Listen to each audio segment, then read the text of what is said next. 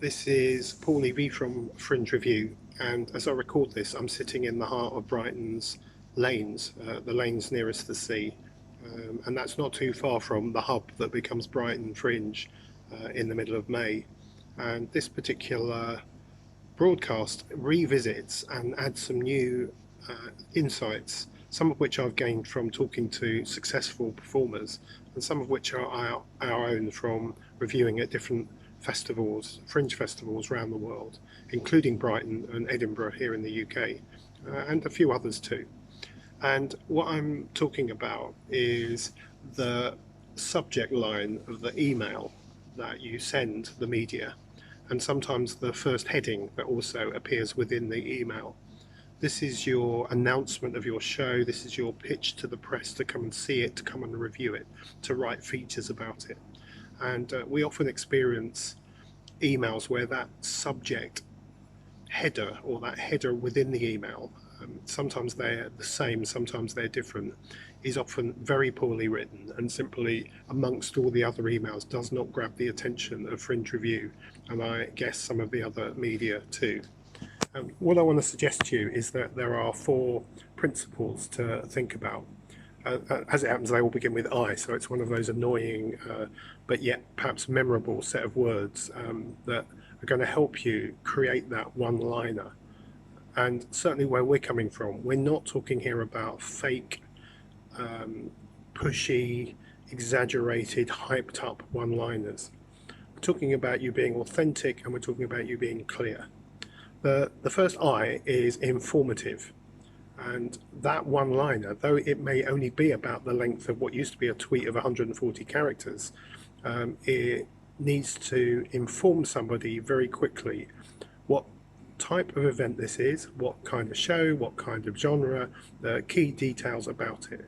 Words like premiere, words like dance piece, new play, new writing, that needs to be in there. And that tells people immediately what they're looking at, and it's also helpful to them because if they're not a reviewer of dance, they can pass it on to someone else very, very quickly. But if you have not said what that is and they then go into the email and realize it's not for them, there's a certain annoyance. This is time of their life they can't get back.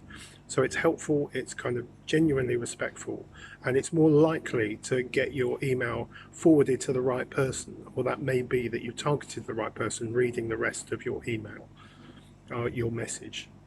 So informative is key. The second one is interesting. And interesting are 1 or 2 words, and I genuinely suggest not hype because we're all tired of it, that draws in the reader and gets them interested. It's what particularly stands out about your show.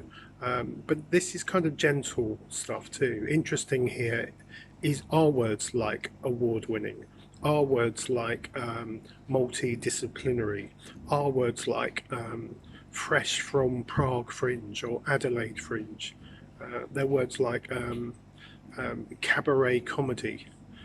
They might mention that a particular director or a particular group has collaborated, but it's something that will get the person that might be reviewing it or covering it going, and want to read on.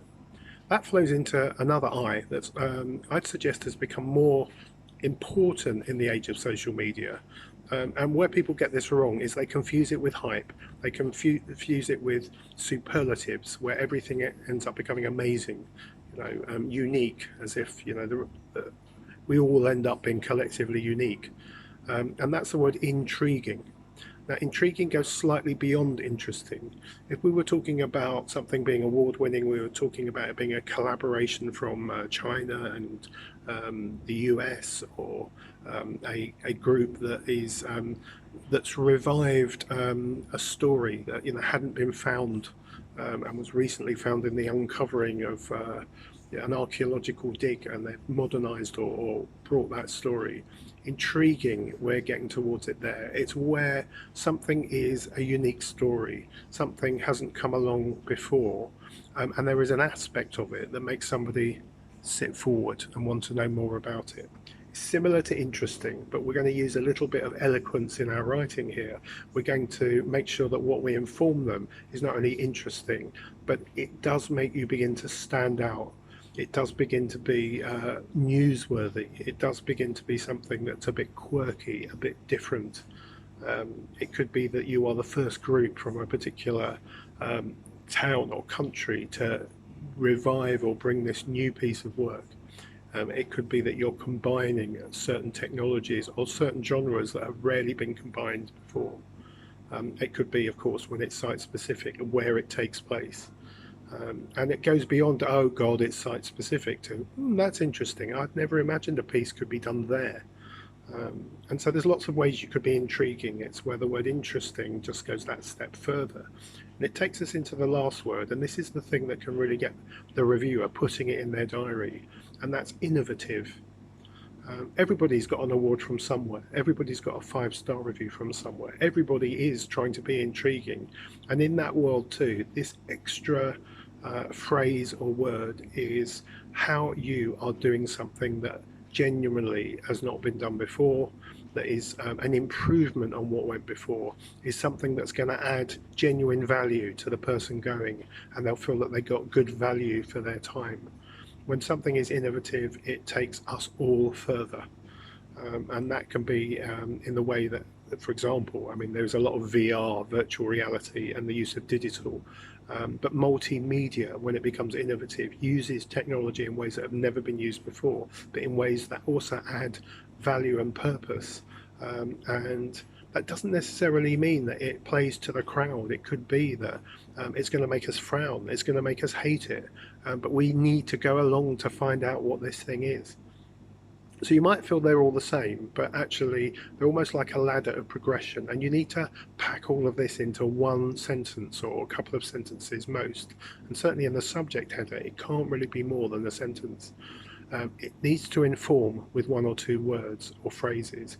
It needs to be interesting. It needs to just elaborate a bit that makes somebody genuinely interested amongst the crowd of all the other emails they're getting.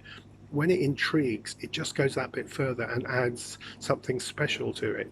And when it's innovative, it also adds value to it. It actually points to it being on the forefront of something that's experimental, creative, different and new, and will make somebody feel it's worth their time going.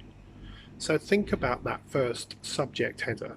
Think about that title that's going to be heading up your email or your message or your press release. And that's the thing that gets people reading more for good reasons, because it's informative, it's interesting, it's intriguing, and it's innovative.